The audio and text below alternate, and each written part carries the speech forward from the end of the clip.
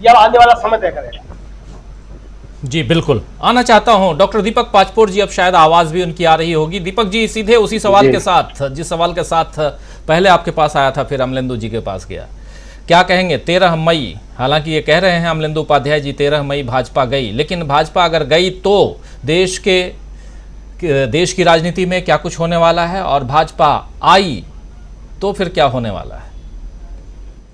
देखिए, आपने जो सवाल, मेरी आवाज आ रही है, पहले मैं कंफर्म कर लूं। बिल्कुल बिल्कुल क्लियर। जी जी, तो आप पिछले समय जो कह रहे थे मेरा वीडियो बंद होने के पहले, कि बहुत सारे लोगों का ऐसा मानना है कि अगर मोदी वापस आए और भारतीय जनता पार्टी भी लौट आती है सत्ता में, तो क्या तो अगले चुनाव होंगे ही नहीं। तो मैं आपको बहुत गंभीरता से बोलूं कि मैं भी उस विचारधारा का हूं, और बल्कि मैं तो यहां तक मानने के लिए भी तैयार हूं कि इस दिसंबर के खत्म होते होते, जम्मू कश्मीर का चुनाव होते होते अगर हुआ तो, और जो महाराष्ट्र भी शामिल कर लीजिए, और जो निर्धारित चुनाव है वो भी, अगर ऐसा लगा मोदी को या भारतीय जनता पार्टी की 2024 का चुनाव जीतना बहुत मुश्किल है, तो वह कोई भी कदम उठा सकती है। वो कौन कौन से कदम हो सकते हैं, इसको हम सब लोग प्रिज्यूम कर सकते हैं। तो वाकई देश जो है बहुत बड़े इस खतरे में है कि अगर लगातार जो पूरे के पूरे इस पूरी की पूरी जो पंक्ति है चुनाव की, इसमें लगातार भारतीय जनता पार्टी अगर हारती गई, तो निश्चित रूप से कोई बड़ा कदम उठा सकती है मोदी सरकार। कर्नाटक को लेकर भारतीय जनता पार्टी का संकट ये हो गया है कि कर्नाटक के जो मुद्दे हैं अब वो स्थानीय नहीं रह गए हैं, वो मुद्दे जो है वो राष्ट्रीय स्तर के बन गए हैं। सारे भारत में अब लोगों को ये समझ में आने लग गया है कि कर्नाटक के साथ जो कुछ हो रहा है, या भारतीय जनता पार्टी ने जैसा वहां पे रूल किया, उसके इस सत्ता चलाने के दौरान जो हुआ, वो पूरे राष्ट्रीय स्तर पर वही बात है। कहीं पर बात उभर कर आ गई, जैसे उदाहरण दूं आपको, अब लोगों को भी ये बात धीरे धीरे समझ में आ रही है। एक और मुद्दा था जो कर्नाटक से जुड़ा था, कर्नाटक अस्मिता से जुड़ा था, लेकिन पता नहीं क्यों बहुत ज्यादा सामने नहीं आया। वो था विजया बैंक का बड़ौदा में उसका विलीन कर दिया गया।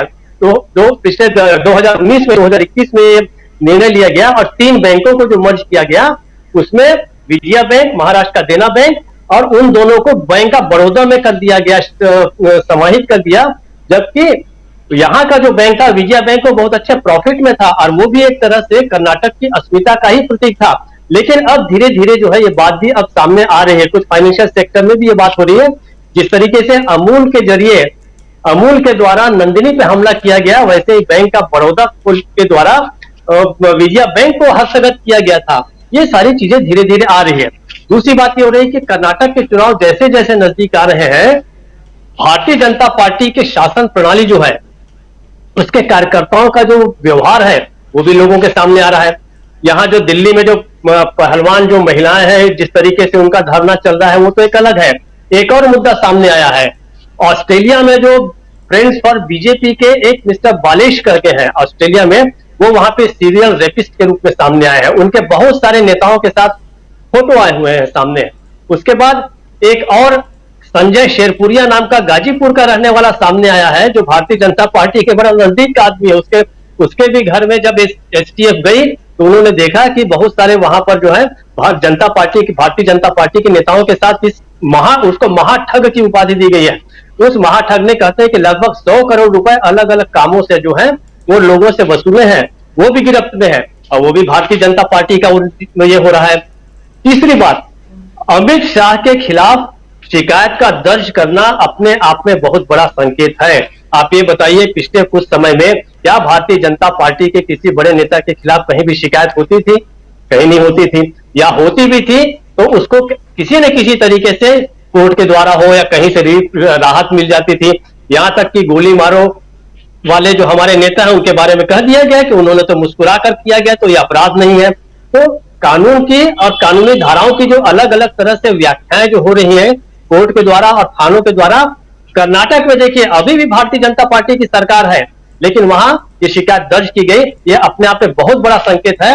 अब मुझे ऐसा लगता है कि न केवल लोग समझ रहे हैं कि रोटी के पलटने का वक्त आ गया है, न केवल शरद पवार जी को समझ में आ गया है कि रोटी का पलटाया जाना जरूरी है। मुझे तो लगता है कि अब प्रशासन में बैठे लोगों को भी अब ये समझ में आने लग गया है कि ये अति हो रही है, कि भारत का गृह मंत्री जो वही देश में दंगा करना चाहता है। और ऐसा लगता है कि ये जो उन्होंने कहा है कि गुजरात कर्नाटक में अगर आपने भी भारतीय जनता पार्टी को नहीं जिताया तो दंगे हो सकते हैं। मुझे लगता है कि ये जो बयान है आने वाले और कई राज्यों में हम सुन सकते हैं। हो सकता है कि कहीं वो छत्तीसगढ़ के चुनाव के दौरान न कहे, मध्य प्रदेश के चुनाव के दौरान न कहे, राजस्थान के चुनाव के दौरान भी कह सकते हैं, यहां तक कि जम्मू और कश्मीर के चुनाव के दौरान भी कहे जाएंगे कि अगर हमें नहीं जिताया तो हो सकता है कि पहले वाली स्थिति हो जाए। जो भी है उनका अपना जो एक नैरेटिव होता है उल जलूल बातों का, वो किया जाएगा। तो कर्नाटक से देश की राजनीति में इसलिए बड़ा बदलाव आ रहा है कि अब लोग रियलाइज करने लगे हैं और कर्नाटक के मुद्दे कर्नाटक के नहीं रह गए हैं, कर्नाटक के मुद्दे राष्ट्रीय मुद्दे बन गए हैं। लोगों ने समझ लिया है कि कर्नाटक जो है वो एक सैंपल है। इस सैंपल को देख के आप समझ सकते हैं कि 2024 में अगर बीजेपी और मोदी आए तो पूरा का पूरा देश कैसा बन जाएगा। ये सबसे बड़ा संकट जो है भारतीय जनता पार्टी का है। अब लोग इस चीज को जानने लग गए। राजीव जी। जी बिल्कुल। ऐसी सरकार जिसके बड़े बड़े मंत्री आकर आपको कहते हैं कि ये प्रदेश हमें सौंप दो, जो आपके उम्मीदवारों को आपके सामने खड़े होकर कहते हैं इनको छोड़िए, इनको मत पूछिए, अपना प्रदेश हमें दे दीजिए, प्रधानमंत्री जी को सौंप दीजिए।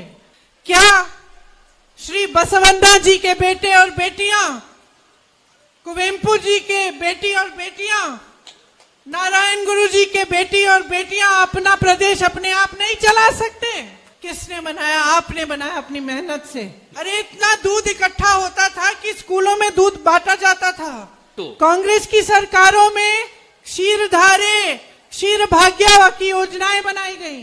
अब ये कहते हैं कि दूध कम हो रहा है क्योंकि ये चाहते हैं कि बाहर से गुजरात का अमूल यहाँ आए और नंदिनी उसमें मर्ज हो जाए। 1 करोड़ से ज्यादा लोगों की कमाई खतरे में है, लेकिन उनको कोई परवाह नहीं है। कर्नाटका के गर्व की कोई परवाह नहीं है, कर्नाटका के नौजवानों के भविष्य का कोई परवाह नहीं है। पोस्टों के लिए रेट फिक्स कर दिए हैं, जो भी भर्ती का एग्जाम है उसमें घोटाला और ऊपर से लूट ही लूट।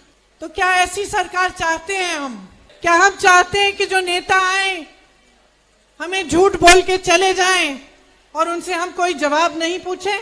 क्या हमारा अपने प्रदेश के प्रति, अपने देश के प्रति कोई कर्तव्य नहीं है? बहनों और भाइयों, आपका एक बहुत बड़ा कर्तव्य है अपने प्रदेश के प्रति, अपने बच्चों के प्रति, अपने खुद के भविष्य के प्रति। कांग्रेस पार्टी जहां भी सरकार बनाती है, हमारी कोशिश होती है कि गरीबों के लिए, कमजोर लोगों के लिए हम पूरी की पूरी मदद करें। पिछले कुछ सालों से यहां पे बीजेपी की सरकार है, मगर ये सरकार आपने नहीं चुनी थी। ये सरकार बीजेपी ने पैसे से और चोरी करके अपनी बनाई है। ये सच्चाई है और पूरा कर्नाटक इस सच्चाई को जानता है। करोड़ों रुपए देकर, एमएलएज को खरीदकर, लोकतंत्र को नष्ट करके ये सरकार बनाई गई है।